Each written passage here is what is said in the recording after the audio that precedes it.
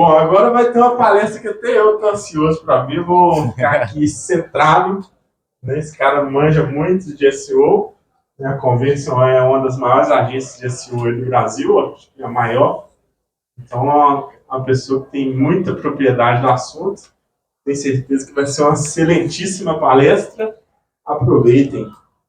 Boa. Bom, vamos lá, pessoal. Depois dessa introdução aí, já levantou a bola para mim, né?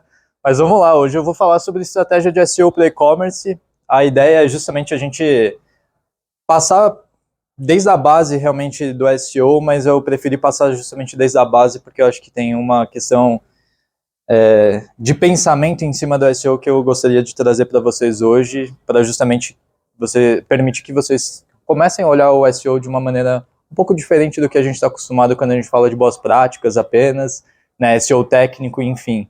Então, vamos lá. Bom, começando aqui, fazendo uma breve introdução, né, tô aqui na Conversion faz mais ou menos 6 anos, né, atuo com SEO desde o começo da minha carreira, né. Hoje eu sou apaixonado principalmente por estratégias de negócio, voltado justamente para tráfego orgânico total, né. Gosto também de variados segmentos aí, segmento de carro me chama atenção, como pessoa mesmo, agora falando sem ser a pessoa do SEO aqui, então quem gosta de carro aí, depois podemos trocar uma ideia também. Mas vamos falar hoje justamente sobre essa paixão que eu descobri, né, com justamente a experiência que eu obtive aí na Conversion, e eu queria justamente passar a visão para vocês hoje desses seguintes tópicos aqui, então vou passar rapidamente. Basicamente a gente vai falar aqui, né, dar uma breve introdução sobre isso que eu estou falando, do que a gente entende do que é SEO, um foco na construção de uma audiência de fato, né, os desafios também que a gente tem hoje no ecossistema orgânico, que são vários e diversos, tá? E os pilares de uma boa estratégia, que eu acho que é o que vocês esperam de fato, né, ouvir aqui, entender qual é o caminho que a gente indica ou possíveis caminhos. Então vamos lá. Então, partindo do princípio aqui, alguns vão querer me matar por eu estar falando exatamente o que significa SEO, mas eu achei importante a gente passar pelo conceito, porque é do conceito que vem justamente a grande mudança de pensamento que eu queria trazer para vocês. Quando a gente olha, né, para mecanismos de buscas, enfim, né, Google principalmente, né, a gente está olhando justamente ali e muitos enxergam como aquele robô, aquele crawler que vai passar no seu site, né, e vai rastrear ali todas as suas páginas. Só que a gente tem que entender profundamente qual é o objetivo desses buscadores, né, para você conseguir entender o motivo de você estar aparecendo lá, e principalmente também a gente entender de fato o que é um orgânico. Né, e eu quis trazer justamente a definição de orgânico aqui, pode parecer estranho, mas é porque é disso que a gente vai falar hoje. E desse conceito de orgânico que eu queria abrir a mente de vocês quando a gente fala sobre tráfego, né, e SEO. Então, trazendo aqui, né, um exemplo, primeiro exemplo, cultivado sem adição de insumos químicos, fertilizando seus pesticidas. Parece que não faz nenhum sentido em relação ao que a gente está falando aqui, mas fazendo um leve paralelo aqui, a gente pode entender tudo que, sei lá, um tráfego pago. Você consegue pagar para impulsionar, você consegue pagar para ter um tráfego, você consegue pagar para conseguir mais pessoas no seu e-commerce, enfim. O SEO não necessariamente. Né? O SEO a gente está falando justamente do orgânico, ou seja, o que remete ao desenvolvimento natural. É possível você desenvolver um orgânico perfeito e maravilhoso sem um reconhecimento de marca? Dificilmente. É possível você manter um tráfego orgânico do jeito que você gostaria, sem você estar investindo justamente no seu reconhecimento de marca, nos seus benefícios como um produto ou um serviço, seja lá o que for? Difícil também. Então a gente está falando justamente, né, e é esse último final aqui, de organismos vivos, ou seja, ele vai mudar, e o desafio do orgânico é justamente esse. A gente vai se alterar, e a gente vai se alterar muito ao longo do tempo, e não é por conta do mecanismo de busca que muitos falam, né, o Google fez uma atualização do algoritmo, agora ferrou, né, vamos ter que mudar toda a estratégia. Não é bem isso, né, e é esse o ponto que eu queria começar a falar com vocês, que é o grande desafio do mecanismo de busca. Trouxe aqui de uma forma bem, talvez, simplista, mas o grande desafio do mecanismo de busca é fazer com que eles tenham ali uma recorrência de usuários dentro do seu próprio ecossistema, né, gerando respostas ali assertivas para os usuários, que é o que o usuário vai buscar de fato quando ele está num Google, né, ou num Bing, enfim, né. Então a gente está falando aqui muito de atrair e gerar recorrência. O que é muito próximo do desafio de um e-commerce também, ou de qualquer site, na verdade. A gente não quer ter simplesmente picos de acesso e depois nunca mais. Eu quero que isso aí vire recorrência. Eu quero que a pessoa retorne para o meu site. Só que para a pessoa querer fazer isso, você tem que dar motivos para ela retornar também. Então, hoje eu queria trazer uma visão aqui sobre o foco do SEO ser a construção de uma audiência, de fato. E eu queria trazer uma frase aqui do Diego Ivo, né, nosso CEO ali da Conversion, que ele traz justamente, né, que a audiência é um conjunto de pessoas que ouvem a sua marca e que tem potencial de ouvir. Então ela pode já estar ouvindo agora, ou ela tem um potencial de ouvir e é essa pessoa que você deve buscar, essa pessoa que você deve reter, né? E o SEO ele vai passar justamente em cima de todos esses slides que eu acabei de passar, o que é orgânico, ou seja, um movimento natural, uma mudança natural, um entendimento de um organismo vivo, né, sem o que estava escrito lá de fertilizantes, né, e basicamente a gente reter essas pessoas aqui dentro do nosso e-commerce, né. E quando a gente fala, né, de desafios do e-commerce, é como eu acabei de trazer. O desafio do e-commerce também é atrair, converter e reter. Você não quer simplesmente que a pessoa entre no seu e-commerce, compre e nunca mais retorne. A gente tem que trazer essa pessoa de novo, ela tem que continuar. Lifetime value é muito importante, de fato, para você ter uma consistência na sua performance. E quando a gente fala de atrair, converter e reter, muitos vêm com a visão de tipo, putz, mas eu tenho que fazer isso pensando que o Google exige XYZ de pontos. Não, ele não exige isso. Aí que tá o grande ponto. A gente tá louco, as pessoas ficaram meio cortadas ali, enfim, mas a gente está falando de pessoas, no final das contas. A gente não está falando só de mecanismo de busca. Eu não faço SEO pro Google. Eu faço SEO para aparecer para essas pessoas. Eu tenho que entender quem são essas pessoas primeiro, antes de eu querer saber o que o Google exige ou não de um bom trabalho de SEO. E esse é o grande desafio hoje em dia, né? Diversos projetos olham muito para o SEO técnico e tudo mais. Isso é importante? Com certeza eu vou falar sobre isso. Mas se você não entende o funcionamento justamente dos mecanismos de busca e o objetivo disso para o seu negócio, vai ficar muito difícil de você conseguir lidar com os desafios de SEO de fato. Então, pensando nisso, eu fiquei refletindo muito como trazer essa visão de forma mais prática. E eu acho que o mais prático é quando a gente se torna, de fato, usuário e consumidor. Então, quem nunca aqui entrou numa loja e falou que estava só dando uma olhadinha? Ah, não preciso de nada, não preciso de ajuda, tá tudo certo. Só estou vendo aqui a vitrine. Esse usuário, ele também existe no e-commerce. Quem nunca foi para um shopping ou um mercado, enfim, sem uma necessidade específica e saiu com um produto? Quem nunca entrou no e-commerce, no Mercado Livre, no Shopee da vida, não precisava de nada, mas saiu com uma compra? Essa é um público também, né? Quem nunca voltou também para uma loja justamente por conta da experiência e o atendimento? Isso é muito importante, né? Presencialmente e no digital, com certeza, né? E pessoas que somente entram numa loja para tirar uma dúvida sobre um produto. Tem um interesse? Tem. Putz, mas eu não vou conseguir comprar agora, mas eu quero conhecer. Essa pessoa também está no digital. Reconhecer que essas pessoas estão no digital é o grande desafio, porque cada uma dessas pessoas está numa etapa de decisão da jornada do usuário e cada uma dessas pessoas estão buscando informação. Uma informação um pouco diferente da outra, pode ser que sim, mas o seu e-commerce deve justamente sanar as dúvidas e as necessidades dessas pessoas, e por isso que eu estou falando, até agora, apesar de eu estar falando de SEO, basicamente a gente está falando de conhecer seu público-alvo, conhecer seu consumidor e conseguir reter ele no seu site. Até agora eu não falei nada técnico, de fato, né? E aí eu faço a pergunta, hoje, olhando o site de vocês, enfim, que motivos os usuários teriam para entrar, converter e retornar no seu site, além da compra, que é o que a gente busca, obviamente, a receita, né? Por que ele entraria no seu site novamente amanhã, por exemplo? Não tenho nenhuma necessidade hoje, já comprei ontem. Mas por que eu voltaria recorrentemente por um e-commerce, por exemplo? Ou por um site, enfim. Essa é a grande questão e a grande reflexão.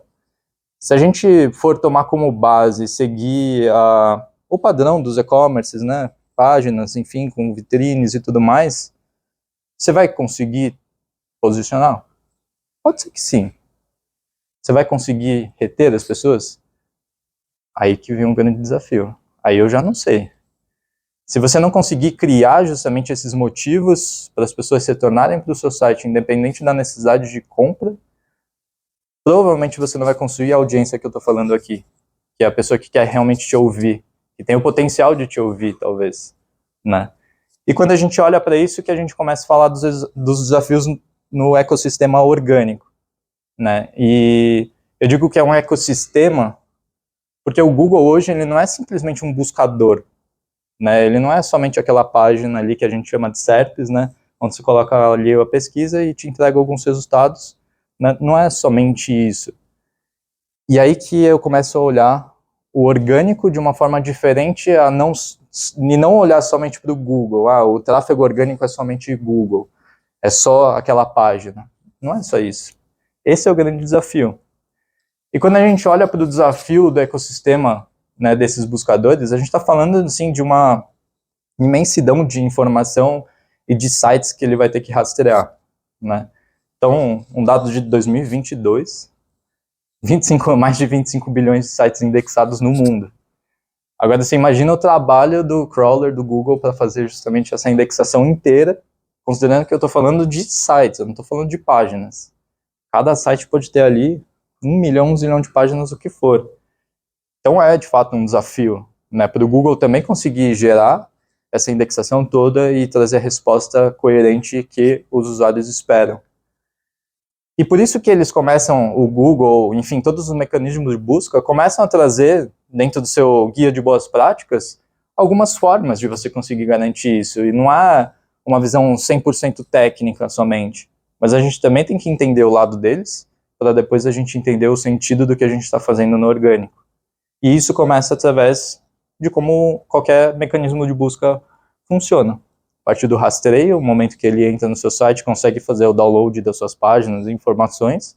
O momento da indexação, que aí sim ele consome o conteúdo do seu site, das suas páginas, e para aí ele considerar ou não o seu posicionamento bom ou ruim, né? Então, são etapas ali básicas que o Google mesmo traz, geralmente, né, essa visão. E não sei se alguém aqui acompanha, enfim, SEO, mas grande parte das lives que o pessoal do Google faz não responde exatamente o que a gente gostaria, que é qual que é a receita desse bolo? O que eu devo fazer nessa hora? E aí que está o grande ponto, porque não tem exatamente uma receita de bolo. E aí que vem o grande desafio. Muitos pensam no SEO como boas práticas. Vou implementar as boas práticas do Google, que é isso que vai dar certo. Está implementado e não estou ganhando tráfego. Você fala, pô, eu estou falando de errado, né? Então, pensando novamente aí, realmente essa imagem aqui das pessoas não funcionou, mas enfim, o Google ele está cada vez mais entregando a resposta no fundo do funil. Ele não está entregando a resposta inicial para você depois entrar num site, navegar por esse site, para você entrar em outro, para aí você achar a sua resposta. As pessoas não têm mais essa paciência toda, elas querem a resposta na ponta da língua. Tá aí o ChatGPT, enfim, né, todas essas ferramentas de AI para responder diversas dúvidas de forma bem profunda, né? E o desafio do mecanismo de busca também é esse, responder a sua pergunta de forma profunda, que entregue realmente o que você precisa, né? Então a gente está falando aqui, por exemplo, né, Google Flights. Pô, o Google já está entregando para você quais são as melhores opções de passagem aérea direto ali, né, na SERP. Isso daqui também exige um trabalho grande no orgânico para estar indexado e esse resultado acontecer. Google News, Google Notícias, pô, isso aqui também é incrível. E isso daqui também é proveniente de um bom trabalho de tráfego orgânico, né? Não é somente, como eu disse, a página do Google, né? Google Shopping orgânico que surgiu, pô, isso aqui também é uma vitrine perfeita de produtos de vários sites que entrega o fundo do funil, basicamente. Né, YouTube, enfim, busca por imagem também, né, que que existe mais buscas lá fora, mas enfim, é algo que está crescendo também. Então, pensem que o SEO, quando bem desenvolvido, bem aplicado, você vai aparecer nesse ecossistema. Você não vai aparecer num único lugar, que é aqueles cliques da busca orgânica. E aí que está o grande desafio, você entender a sua projeção nesse ecossistema, que é o grande desafio do SEO. E saber que esse ecossistema ele vai estar 100% pautado no usuário, que é o grande desafio também. Então, quando a gente olha, né, por exemplo, para páginas como essa aqui, uma busca de iPhone 14, onde já entrega aqui todos os sites e as páginas de produto de todos esses sites com preço. Eu preciso navegar por todos esses sites para achar um iPhone 14? Não, não preciso mais. O Google já indexa isso para mim, né? Então, por exemplo, desafios aí do mercado, né, com essa implementação, sites que fazem comparação de preço, o Google já faz. Sites que entregam um comparador de passagem aérea, o Google já faz, né? Sites que entregam notícias, que compilam notícias em um único lugar, o Google também já entrega. Melhor ainda, de acordo com a sua necessidade e das suas buscas, né? Então, aqui que está o grande desafio.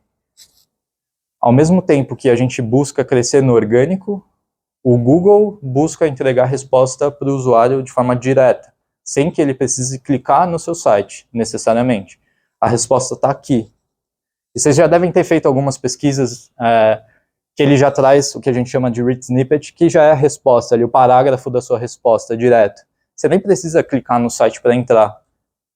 Se a pessoa não precisa clicar no seu site para entrar e o Google já entrega, o que você faz com isso? Você vai ter lá no seu Search Console 1 milhão de impressões e 2 cliques. Isso é resultado? Não. E aí que eu falo, o desafio do orgânico e de qualquer e-commerce não é só atrair e gerar um pico de cliques, sessões e tudo mais, mas é o quanto você vai reter essa pessoa. E aí que vem um grande desafio. Quando você retém um usuário, não necessariamente ele vai entrar de novo pelo orgânico. Às vezes ele vai aparecer ali no direto. Às vezes ele simplesmente vai entrar, sei lá, às vezes quem busca direto rápido vai entrar por um pago. Só que entender a relação de entrada de alguém pelo orgânico e a relação dele com os outros canais é muito importante. Principalmente hoje numa era que tem muito aplicativo também, que retém as pessoas e que não necessariamente as pessoas voltam por um Google da vida para pesquisar. Você simplesmente pega lá, entra no seu Mercado Livre, no aplicativo e está tudo certo. Mas eu conheci o Mercado Livre através do orgânico. Só que esse resultado depois não necessariamente é visto ou reconhecido. E é por isso que eu falo de um ecossistema, né, quando a gente está falando de orgânico, que não é simplesmente entregar as respostas e fazer boas práticas. E o grande desafio aqui, eu até trouxe essa tela aqui, que são coisas que eu já, assim, na experiência eu já ouvi muitos clientes, nós mesmos da operação, muitas vezes a gente pirava com as atualizações do Google, falava, caraca, o Google está atualizando, vai mudar tudo, o site vai cair amanhã, o que eu faço, como que a gente movimenta, vamos movimentar todo mundo. Mas será que mesmo que o Google ele está movimentando por conta própria, assim, vou implementar isso aqui agora, definir que isso aqui é importante e acabou, né? Vou colocar isso no meu algoritmo. Não é exatamente isso que acontece, né? O Google ele não muda o algoritmo por decisão própria. Ele está justamente buscando entender qual é a necessidade real dos usuários, porque o objetivo dele é entregar essa resposta. Ele está buscando entregar a resposta dele. Então, quando ele traz um Google Flights, por exemplo, não é que ele está querendo desbancar todos os sites de comparador de pesquisa de passagem aérea, mas é porque o usuário está precisando disso. Eu trouxe aqui um recorte de algumas atualizações do Google, só para a gente começar a entender do que eu estou falando, que o Google olha muito mais para o usuário do que justamente uma tomada de decisão deles própria. Então, eu vou falar um pouco mais específico, por exemplo, sobre EAT, que começou lá em 2014, o Google trouxe esse conceito. Em 2015, né, e principalmente 2016, quando ele fala de mobile friendly, naquela época todo mundo fala, caraca, eu vou ter que atualizar meu site todo para mobile friendly, e eu vou ter que pensar tudo em mobile, e ele vai indexar só mobile. Você fala, pô, mas as pessoas não usam só o mobile, ou grande parte usa o mobile. Não é porque o Google quis, é porque os usuários estão fazendo isso. E aí, por isso que ele considera essa atualização importante. Todas as outras atualizações aqui que eu estou trazendo também, Page Experience, Core Web Vitals, que fala sobre velocidade e experiência do usuário dentro do site, tudo isso não surgiu do nada, né? O Google tem uma necessidade. E como eu falei, imagina você conseguir indexar e analisar 25 bilhões de sites o tempo todo. Se você não define uma base, que é o que a gente chama de boas práticas, provavelmente você vai ter um trabalho gigantesco que você vai exigir muito mais do seu servidor, enfim, do seu algoritmo para você conseguir entregar resposta. E não é isso que o Google quer. Ele quer que cada vez mais as respostas estejam lá claras, até para ele conseguir responder os usuários, né? Então, será realmente que as atualizações do Google elas devem ser tratadas como um choque de realidade? Você fala, caraca, amanhã eu vou ter que mudar tudo isso.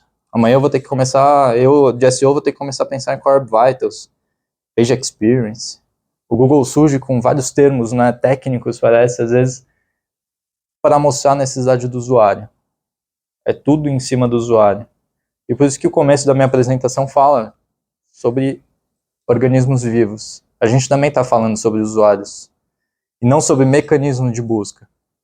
E aí que é aquela grande mudança, né, de pensamento. Pô, eu não otimizo para robô. Realmente, você não otimiza para robô. Você não deve conquistar o Google, você deve conquistar a sua audiência. E a sua audiência que tem perguntas importantes para você responder, né? Então, diante disso que eu estou falando, agora a gente vai começar a entrar um pouco mais no prático, que é justamente, como eu falei, o EAT que o Google trouxe lá no guideline dele, lá em 2014. Então vou voltar um pouco mais, bons anos aí atrás para a gente falar sobre isso, porque faz um tempo que ele já vem falando isso, e essa visão ela continua sendo muito prática. E eu vou mostrar o porquê que eu falo que muitas vezes na live do Google eles não respondem o que a gente precisa, que é a receita do bolo. Que é exatamente isso aqui. O que é a definição de um site experiente, com uma expertise no segmento? Como que você define isso? Como que você define que o site tem uma boa autoridade? Ou seja, a empresa tem uma boa autoridade. Como que você define que a empresa ela é confiável? Tudo isso, todos esses 3 pontos são os pontos que o Google considera para avaliar o seu site, para daí ele ranquear ou não. Isso é muito amplo, continua muito macro. E aí que está o ponto. Tentei resumir aqui de forma bem simples. Expertise é basicamente você ter um grau de conhecimento, né, sobre o seu segmento, né, e você conseguir expor isso para o mercado de alguma maneira, seja através de conteúdo, seja através de eventos como esse também, que isso, querendo ou não, impacta a sua marca. Autoridade, ser reconhecido por outros como autoridade no segmento. Como que o mercado visualiza a sua marca? Como que o mercado reconhece você como alguém experiente no segmento? Como as pessoas, o seu público reconhece você como autoridade de fato nesse segmento? Aí que está o grande desafio. A gente não está falando nada de técnico ainda. Estamos falando de business, de negócio. Por isso que eu comecei a palestra falando que, será que se eu tiver um site aplicado boas práticas, perfeito, ele vai performar? Não necessariamente. Não necessariamente. Mas se você tiver uma marca muito bem consolidada, que demonstra essa expertise no segmento, que está na mente do consumidor, é buscada, e não fica parada, estagnada na mente do consumidor, aí provavelmente você vai ser aquela pessoa que vai estar lá no topo do Google, né? E esse é o grande desafio. Para quem tem um olhar mais técnico, dá uma olhada em tudo que depois eu vou trazer aqui, por exemplo, na Shopee. Vê se eles aplicam as boas práticas que eu vou trazer aqui. Com certeza não. Com certeza não. Mas eles estão na frente de vários sites e várias SERPs? Com certeza sim. Com certeza. E esse é o grande desafio. Mercado Livre, enfim, todos esses grandes marketplaces, principalmente, ou sites de e-commerce, assim, se vocês forem avaliar criticamente, pegar ali o guideline do Google e pegar o site, vocês vão ver que a maior parte do que o Google fala não necessariamente é aplicado, de fato, tecnicamente, num site como esse. E esse é o grande ponto. Estou falando que o técnico não é importante? É importante. Mas, se você não tiver essa outra visão, provavelmente ele não vai ser suficiente, né? E aí que a gente parte para o quão confiável o seu site demonstra ser diante do seu público-alvo também, né? Então, toda a questão de experiência, reconhecimento da marca, autoridade, expertise, enfim, tudo isso faz com que também as pessoas se sintam confiantes em comprar, em converter, em consumir seu conteúdo e saber que esse conteúdo, ele realmente é um conteúdo relevante e real, né? Hoje, com chat GPT, enfim, todo mundo pode olhar um conteúdo e ficar na dúvida, putz, será que essa informação é real mesmo? Será que não foi uma IA ali que simplesmente, né, trouxe esse texto aí e acabou? É um grande desafio. E aí é por isso. Quando você confia numa marca, você tende a ouvir essa marca. Você tende a confiar no que ela fala. E esse é o grande desafio. Eu não estou falando sobre simplesmente aparecer no Google. Estou falando sobre as pessoas confiarem, de fato, né? E por isso que eu digo que o SEO ele é muito abstrato em alguns momentos. Isso aqui, para mim, continua sendo muito abstrato.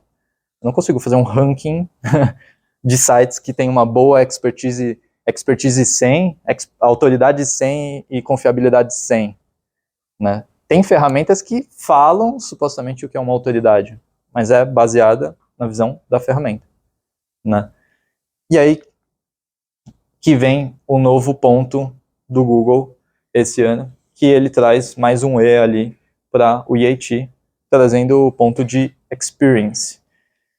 Logo que eles soltaram a experience, logo me deu a visão de que a gente está falando de page experience, core web vitals, né, algo talvez mais técnico, né, sei lá, um reconhecimento do que é a experiência do usuário dentro do site, como é essa experiência dentro do site, enfim.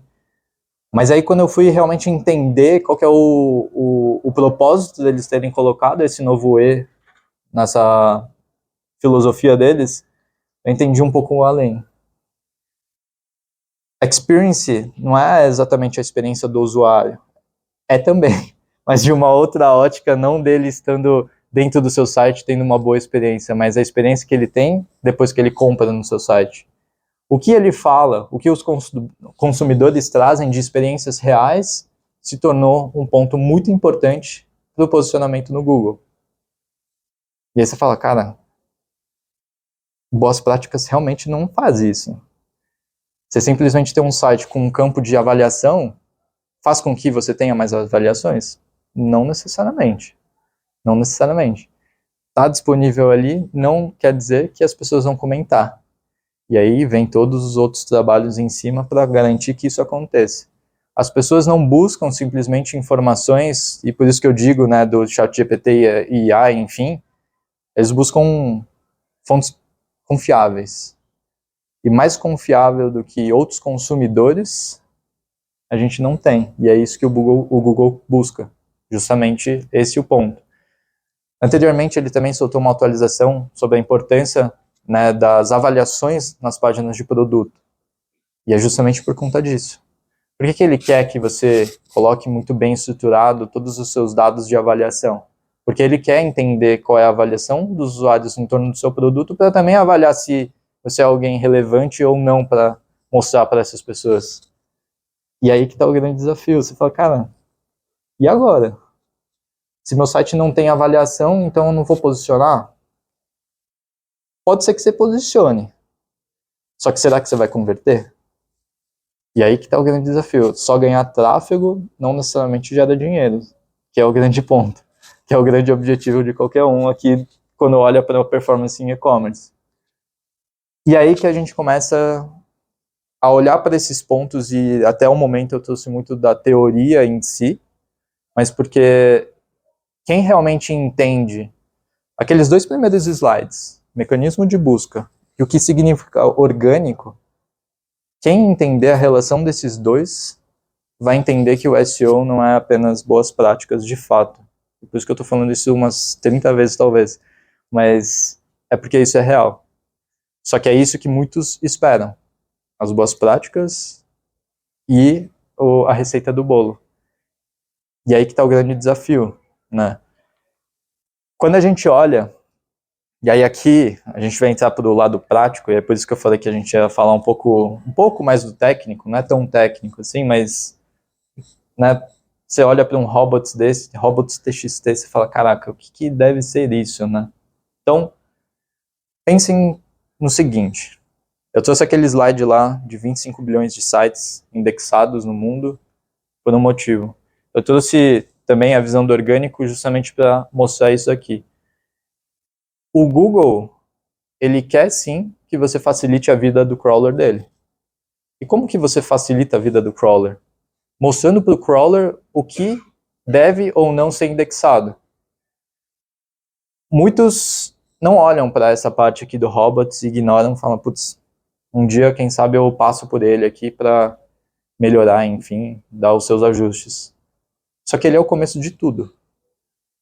O Google, quando vai começar a indexar um site, ele justamente vai considerar ali o que é colocado no robots para ele entender quais são as regras, o que ele pode ou não pode fazer dentro do seu site para rastrear. E aí que começa o grande desafio. O Google não trouxe isso aí simplesmente porque surgiu da cabeça dele, mas é porque ele pensou, como que eu acelero a indexação do meu crawler em todos os sites que a gente está rastreando? Mostrando justamente esse documento aqui, que como vocês podem ver, eles trazem aqui, né, User Agent, que vai falar qual o mecanismo de busca, ou seja, qual crawler que a gente está querendo conversar, entre aspas, né, e o que você permite e o que você não permite. Agora pensem no e-commerce de vocês. 100% dos arquivos que existem no e-commerce vocês querem indexar? Será que vocês querem, por exemplo, indexar carrinho? Vocês querem indexar checkout, página de login? Cara, tudo isso aí não é o que vai gerar tráfego orgânico, não é o que vai gerar performance. Isso aí é uma etapa simplesmente da jornada do usuário dentro do seu site, né? Peguei até aqui um que trouxe, que eu achei interessante aqui, que trouxe promoção, né? E vários clientes me questionaram, cara, mas por que você não vai indexar a promoção? Dependendo do que você faz, pode ser muito importante você indexar a promoção, com certeza.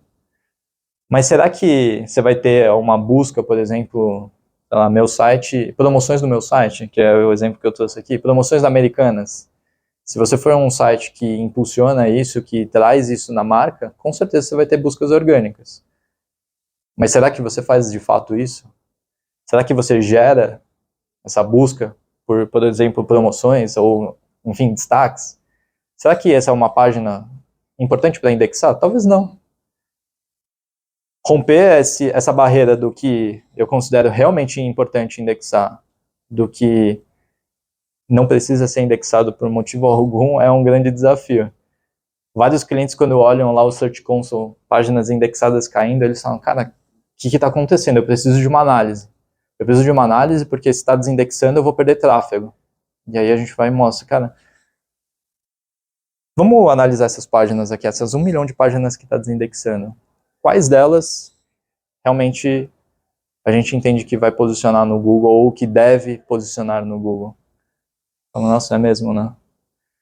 Talvez essa pasta, sei lá, do back-end ali não faça diferença nenhuma, realmente. E aí que está o grande desafio. Muitos resolvem simplesmente indexar tudo, porque acham que indexar tudo é o melhor caminho. Só que não. O Google quer passar pelo seu site e ser rápido. E aqui está um início disso.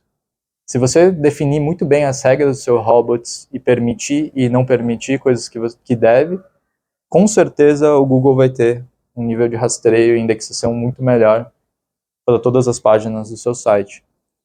É uma questão de foco também. Seu site tem 1 milhão de páginas, qual que é a mais importante?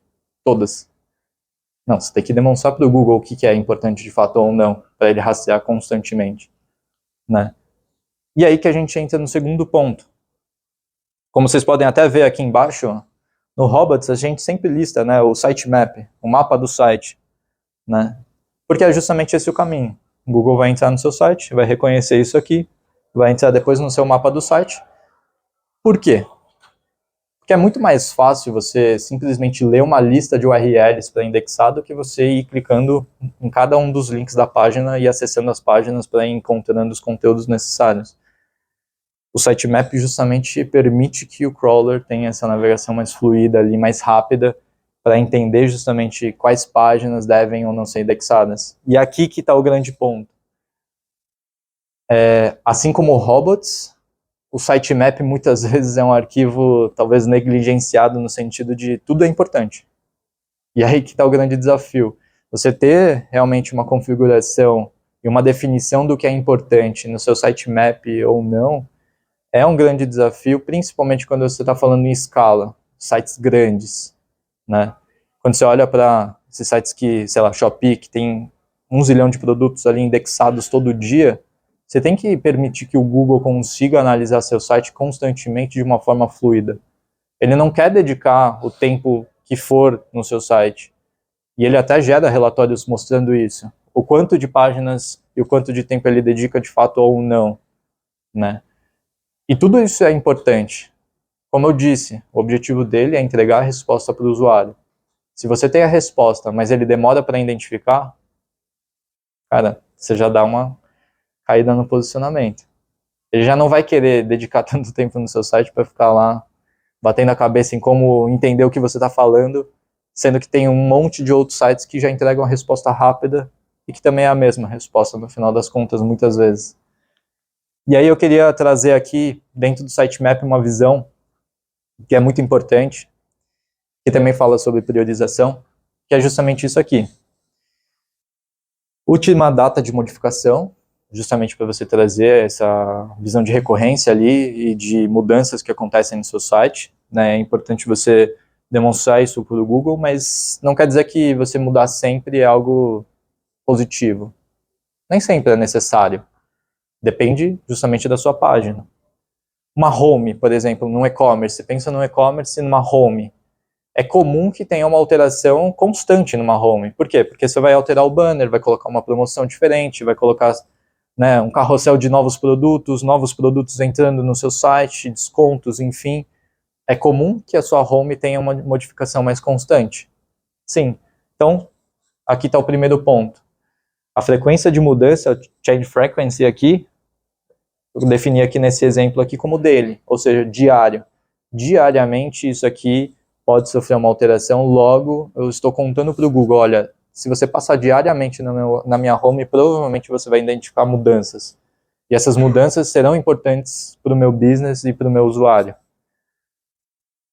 Uma barra celular, que é uma categoria nesse caso. Pô, aqui também, se eu incluo muitos produtos ou tenho uma alteração de produtos, de mix de produtos, novas promoções e tudo mais, isso também é uma informação importante para você considerar e mostrar isso para o Google. Assim como a prioridade. Pensem comigo, quem quer gerar tráfego e receitas com a página sobre nós no e-commerce? Dificilmente você vai ter isso. E aí, por isso que a gente começa a olhar para o sitemap com uma importância totalmente diferente, simplesmente do que uma lista gigante de URLs que a gente vai colocar para o Google se virar. Não, aqui eu vou indicar sim a prioridade. Nesse exemplo aqui, sobre nós, prioridade 0.5, que é a prioridade padrão. 1 já é alta prioridade. Frequência de mudança anual. Dificilmente você muda uma página como essa, ou se mudar também, não é algo que vai impactar seu tráfego orgânico de uma maneira tão grande. É importante você entender, estrutura por estrutura, o que de fato é mais importante de indexar, que o Google vai justamente olhar para isso. Então você conduz o Google para onde ele deve olhar. Pensem no mercado. Se o mercado não tivesse as gôndolas tudo bem estruturadas, as divisões ali, laticínios, tal, não sei o que lá, provavelmente você ia ficar perdido no primeiro momento. Você ia entrar no mercado e falar, caraca, por onde eu começo? Vocês podem perceber, logo no começo do mercado já tem praticamente um guia. Você não percebe, mas você vai andando entre as diversas seções de modo fluido. A mesma coisa você deve fazer com o Google. Quando ele entra no seu site, você deve conduzir. Dessa forma você consegue conduzir. E não é apenas isso. Isso aqui, como eu disse, é os 2 primeiros passos. Quando o Google entra robots e quando ele analisa seu sitemap, que é a lista de URLs. A partir do momento que ele começa a olhar para as suas páginas, e aí que vem, né, aquela atualização que chocou muitas pessoas, quando ele trouxe lá o Mobile First. Então quer dizer que o Google só vai indexar a partir do mobile. Sim, mas por quê? Porque as pessoas estão no mobile. Se você não entrega uma boa experiência no mobile, provavelmente 60%, 70% do seu tráfego não vai ter uma boa experiência. As pessoas buscam no Google também pelo mobile. Logo, se o Google entrega para o usuário um site com uma péssima experiência, para ele é ruim. Porque ele quer reter essa pessoa, ele quer entregar a resposta correta para essa pessoa. Se ele te entrega um site que não está, né, no formato correto, independente, né, do dispositivo, isso daí pode ser um problema, né? E com certeza vai se tornar um problema. E não só, obviamente, essa questão da indexação do Google, mas é como a gente pensa quando a gente vai implementar, né, módulos novos, enfim, funções novas dentro do nosso site. Dificilmente você vai conseguir encaixar tudo que você queria colocar no desktop numa tela desse tamanho. É bem difícil. Por isso que ele fala sobre mobile first. Se você primeiro pensar no dispositivo móvel para depois transpor para os outros dispositivos, a chance disso dar certo é muito maior justamente pelo espaço que você está dedicando. Estou dizendo que não dá para acontecer? Não, dá. Só que a chance disso acontecer é menor. Então pensem no seguinte, quando a gente fala de mobile, eu não posso criar uma aplicação super pesada que vai exigir do celular XPTO, uma internet ultra rápida para carregar. Eu também estou falando de reduzir, né, o tamanho de imagens, reduzir o tamanho das páginas, o quanto que vai exigir, por exemplo, do 4G das pessoas. Mobile First não é só sobre experiência, não é somente essa imagem que eu estou mostrando aqui, mas envolve todo esse outro cenário. Você não acessa necessariamente no celular, estando sempre numa Wi-Fi de alta velocidade. Isso vai necessariamente exigir que você tenha uma velocidade de carregamento boa e um arquivo talvez menor, mais compactado, informações mais compactadas para isso acontecer. Né? Então, quando a gente olha para Mobile First, isso, por incrível que pareça, por mais que a gente já esteja numa era assim, né, celular já é algo tão natural, hoje percebam vários sites, entrem nos sites e percebam a navegação e compare o desktop com o mobile. Vocês vão ver que por mais que isso pareça óbvio, não necessariamente é o aplicado. E aí que está o grande desafio, você vai, caraca, pô, isso, mas parece que tudo que você está me falando, ok, né, tipo, meio que já sei. Mas aí que está o ponto. Será mesmo que está sendo aplicado dessa forma? Será que tudo está sendo pensado dessa maneira também? Né? Esse ecossistema orgânico exige isso. Muito. Google Notícias, por exemplo, se você não tiver uma versão mobile bem estruturada e informações também bem estruturadas, provavelmente você não vai indexar no Google Notícias. Provavelmente você vai desindexar e você vai ficar se questionando, pô, o que aconteceu? Né? Justamente por essa experiência que o Google espera. Né, os mecanismos de busca no geral. E aí, como eu já falei para vocês, quando a gente fala de mobile, a gente não está falando simplesmente de uma boa navegação bonita dentro do celular. A gente também está falando de uma navegação que seja fluida.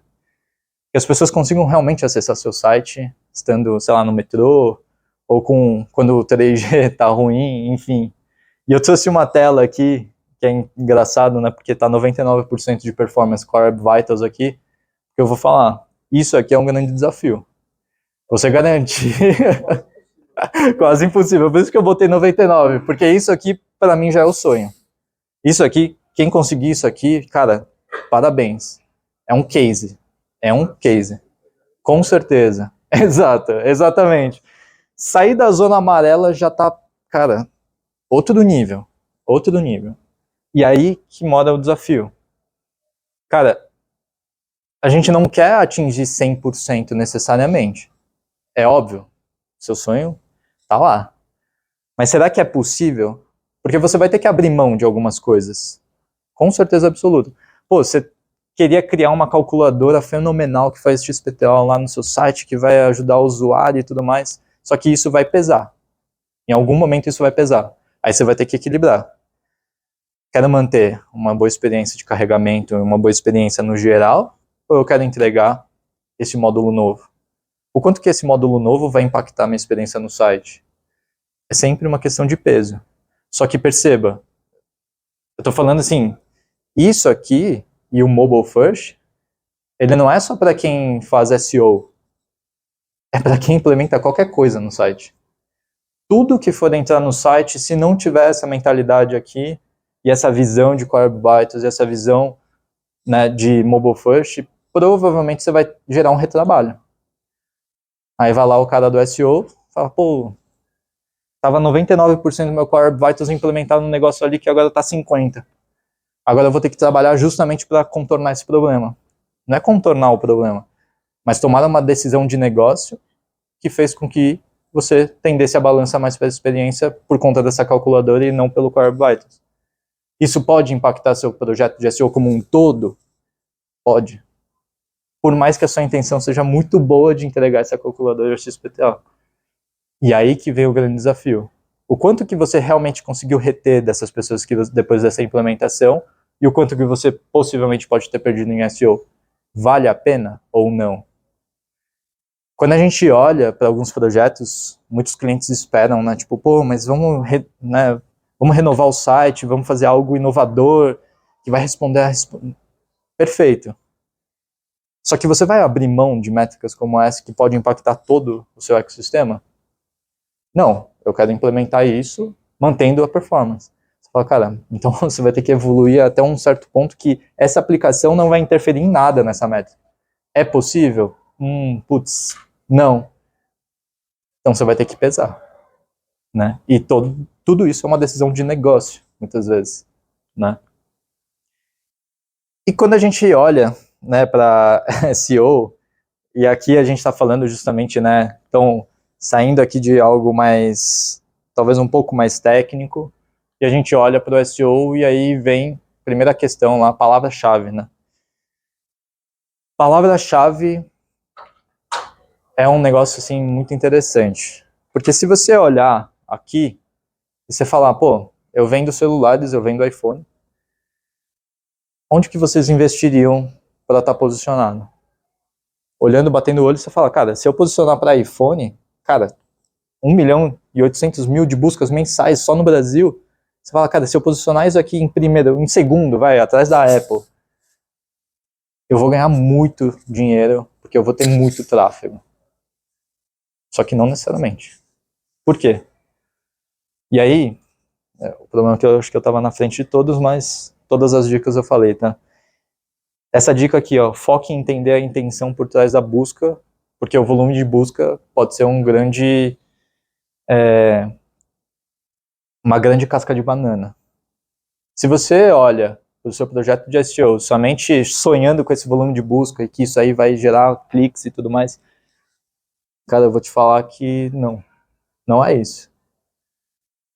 Não é isso. E por quê? Pensem comigo. Quem está buscando por celular demonstra ter uma noção de qual celular ele quer, de fato? Provavelmente não. Essa pessoa está perdida ainda. Putz, preciso de um celular. É isso que eu entendi. Agora, qual? Se é Apple, se é... não sei. Agora, quem busca por iPhone 14 Pro 256 GB preto, essa pessoa está bem decidida. Bem decidida. E aí que vem o grande desafio. É melhor eu ter ali uma posição em celulares que tem 1.200.000 de buscas ou ter o tráfego de 6.600 pessoas buscando por iPhone 14 Pro, enfim, com todas as especificações. Se o seu objetivo é ganhar tráfego e acabou, talvez você consiga muito tráfego com o celular. Mas como no fundo você quer que converta, provavelmente o fundo do funil está ali. E o fundo do funil geralmente é o que vai ter menor busca. E dica, tem muita busca no Google que é 0 clique, 0 buscas, de acordo com ele mesmo. Por quê? Olha que engraçado. A ferramenta que a gente usa para entender o volume de busca dos termos é o Google Ads. Estranho, né? O Google mostra o volume de busca para quem está anunciando. Sim, porque aqui é onde ele ganha dinheiro. Quem faz SEO não necessariamente ele ganha dinheiro direto, né? E é aqui que chama atenção. Se a gente manter somente essa visão e esquecer o que é um funil de conversão, provavelmente você vai posicionar para várias palavras e você não vai entender o porquê que não foi para atender essa necessidade do usuário e essa necessidade do funil. A arquitetura da informação é primordial para isso acontecer, principalmente em e-commerce. Se você não tem uma arquitetura da informação, ou seja, seu site ele não é dividido de forma hierárquica e lógica, provavelmente o Google também vai fazer aquele caminho que eu falei de entrar no mercado e ficar perdido e passando por várias sessões sem saber o que é. E não só o Google, mas, como eu disse, o usuário. Quem nunca entrou num site e não conseguiu nem navegar pelos produtos que queria? Você fala, caraca, mas o filtro não tem o filtro que eu preciso. Mas não tem a categoria que eu preciso. É tudo muito amplo e tudo bagunçado. Você fala, caramba, eu não estou nem conseguindo me achar no site. Isso aqui é o princípio do que a gente olha quando se fala de um e-commerce, que é justamente dividir essas etapas do funil dentro da sua arquitetura. Como eu disse, posicionar, por exemplo, para celular, iPhone 14, não é importante? É importante. E tudo isso aí pode ser um potencial tráfego, com certeza. Mas com certeza a página de produto é onde tem a conversão.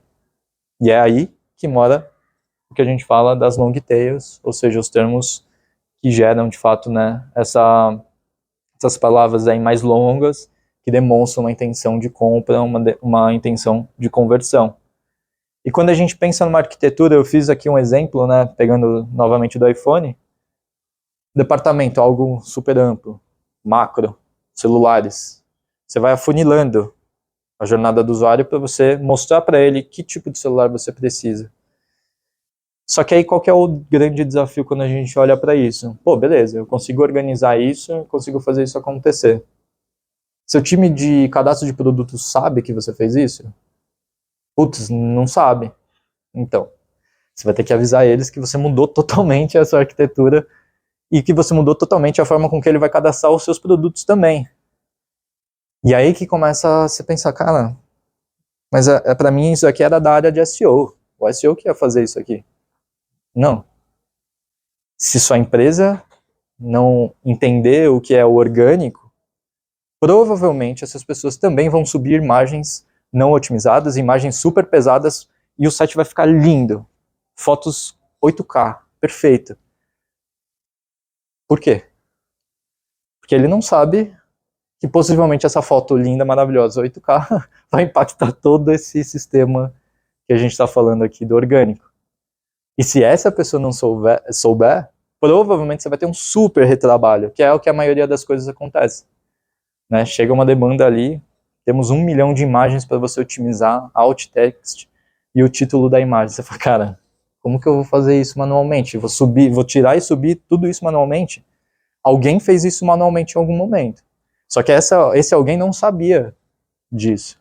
E essa alguém deve saber disso. Né? Porque senão se gera um ciclo eterno de otimização e desotimização no seu site. E, obviamente, quando a gente está falando de uma estrutura hierárquica de informação, uma arquitetura da informação, a gente deve auxiliar, obviamente, o usuário a entrar dentro dessa sua arquitetura e navegar dentro da sua arquitetura, que é quando a gente fala de menus, né? Eu já vi menus muito fiéis à arquitetura e menus com baixíssima fidelidade à arquitetura. O que eu quero dizer com isso? Eu já vi arquiteturas que colocavam todos os níveis possíveis de página que existe no site. Só que quando você entrega uma quantidade exorbitante de opções para o usuário muitas vezes ele vai se perder e não realmente se encontrar. Agora, quando você só oferece, sei lá, celulares, eu só tenho uma página, celular. Tem todos os celulares lá dentro. Você acha que vai ser fácil da pessoa entender qual celular ela precisa, qual é o melhor celular para ela, celular Apple, celular Samsung, celular LG, seja lá o que for? Se você for entrar, sei lá, numa página de piso mesmo, qual a diferença de cada piso? Você vê uma imagem ali, mármore. Aí você vê outra imagem, mármore preto. Você fala, cara, qual desses eu preciso de fato? E a partir de uma boa estrutura de menu e uma boa estrutura de arquitetura que a gente deve trabalhar. Entender o nível de complexidade do seu produto é muito importante para isso. Pensando em tecnologia, por exemplo, existe desde o usuário que não conhece nada sobre, sei lá, notebooks e computadores, até aquela pessoa que vai querer escolher a memória RAM, XPTO, o HD tal, SSD. Vai desde da pessoa que não conhece até o especialista. Qual é a maior parte do seu público? É mais especialista? Ou talvez menos? Isso vai definir o quanto que você vai ter que ser específico também na sua arquitetura, o quanto que você vai realmente querer dedicar tempo para estruturar um menu super lindo e maravilhoso. Mas isso é sempre pensando no usuário, no seu público-alvo. Se você não conhece seu público-alvo, provavelmente você não vai ser assertivo nessa ação. A home. Esse é um ponto interessante. A home, como eu disse, quando você retém uma pessoa e ela retorna para o seu site, provavelmente ela vai retornar por aqui também. E quando ela retorna por aqui, é justamente onde ela vai ver todos os seus benefícios, promoções, enfim, é onde você vai conseguir justamente mostrar o que você tem de melhor. E aí que vem o grande ponto que eu falei, né? Pô, analisem Shopee, tecnicamente, para ver se eles realmente conseguem seguir o SEO. Só que o que a Shopee tem de bom não é simplesmente um SEO perfeito, mas é isso aqui, ó. Isso aqui é Kabum, tá? Mas eu tô falando Shopee, Kabum também faz isso perfeitamente. A promoção termina em 12 dias, em 1 hora. Aí você, como consumidor, você vai falar, caraca, eles fazem isso toda semana, todo dia, não sei. Se eu entrar todo dia, provavelmente eu vou conseguir comprar coisas em promoção. Eu falo, caraca, sou um gênio, então eu vou fazer isso todo dia na Kabum. E aí que tá o motivo principal para você estar retornando. É SEO? Não é SEO. Mas isso gera um indicativo para o Google que você é um site confiável? Com certeza. Porque as pessoas, independente da busca, elas estão retornando para o seu site. Por um motivo. Promoção, nesse caso específico. A gente pode pensar em vários motivos para um usuário querer voltar para o seu site, independente da compra. E esse é o grande desafio, na verdade. Além do produto que você oferece, o que mais você consegue oferecer para essa pessoa querer voltar para o seu site, né? E a home, ela representa boa parte disso. Falando tecnicamente sobre uma home, ela também é onde representa a maior autoridade do site, é onde ela retém a autoridade do site, é o pilar principal. Por quê? Quando alguém vai referenciar o seu site, como a gente fala, né, no SEO backlinks, ou seja, referências de outros sites para o seu, links que linkam para você, geralmente você vai referenciar a home de um site. Você não vai entrar numa página de produto específico, a não ser que você esteja fazendo, sei lá, um review. Aí é legal você direcionar ali no seu post, né, página de produto. Mas na grande maioria os sites retêm a autoridade dentro da home, e essa home ela fica inchada de autoridade se você não distribui. E como que a gente poderia distribuir, por exemplo? Olha que interessante, Shopee, Kabum, eles vão fazendo funil. Então, primeiro, depois da home, primeira etapa do funil, departamentos. Colocam links de todos os departamentos, ou os principais departamentos, justamente para distribuir essa autoridade. E por que isso acontece? Porque, consequentemente, você vai fazer a mesma coisa nas outras páginas. É como se fosse uma cascata de autoridade, saindo da home e indo até a página de produto. E é isso que acontece nesses sites que performam bem. Eles não só têm uma boa estrutura e um bom motivo para as pessoas voltarem, mas principalmente essa questão de distribuição de autoridade, ela é muito bem desenvolvida, né? Então, como eu trouxe ali, Shopee retém na home ali a maior parte do retorno das pessoas através de promoções como essa, imperdíveis. É óbvio que as pessoas vão querer voltar. E, consequentemente, o Google vai entender que isso é um site confiável, né? Assim como o Kabum, enfim, todos os outros sites. A home é justamente a sua porta de entrada. A porta de entrada, principalmente para as pessoas que estão retornando. Quando a gente olha, descendo agora mais para um outro nível da arquitetura, quando a gente olha para o departamento de categoria, é muito comum você ver um e-commerce, né? Eu trouxe a loja do mecânico aqui, não tô nem falando se é bom ou ruim, mas é normal você ver uma vitrine de produtos no departamento ou na categoria. Você entra lá, a maioria dos e-commerce segue uma estrutura como essa. Clica, celular, vários celulares. Clica em celular Apple, vários celulares Apple. Enfim. Só que como eu disse lá no começo, quem busca por celular, quem busca por, sei lá, piso, ele sabe o que ele quer. O suficiente para ele entender essa vitrine de produto e falar, pô, eu preciso desse compressor. Não necessariamente. E aí que vem o grande desafio. Um exemplo aqui é a Leroy Merlin.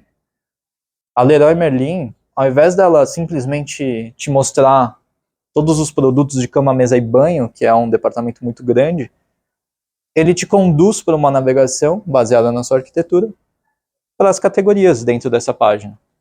Então, quais produtos de cama, mesa e banho você deseja? E aí vem a almofada, capa de sofá, jogo americano, enfim.